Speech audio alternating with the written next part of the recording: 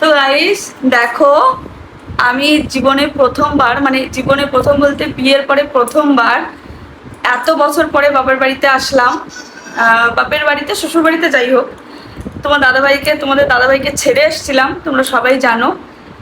তো ও বলেছিল 1 মাস পরে আসবে, আর দেখো আজকে 15 দিনও হয়নি, তার আগে চলে আসছে, তাও পয়লা বৈশাখের দিনে। এত তাড়াতাড়ি আসলে কেন? কদিন আমি ভাবলাম একা একা থাকবো, তাই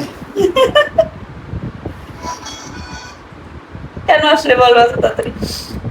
চলে আসলাম তোমার জন্য, তোর জন্য মনটা কষ্ট লাগছিল।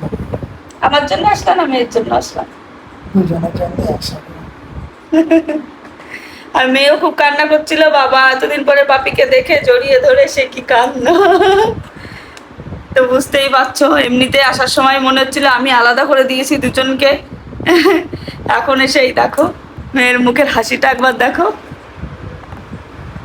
খুব খুশি হয়েছে বাপি এসেছে? হ্যাঁ, খুব খুশি হয়েছে না মা?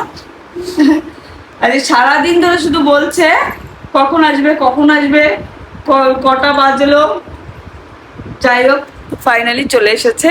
এই যে, চলো গুড নাইট, টাটা। আর শুভ পয়লা বৈশাখ।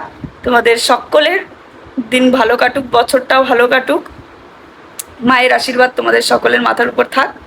চলো টাটা, শুভরাত্রি।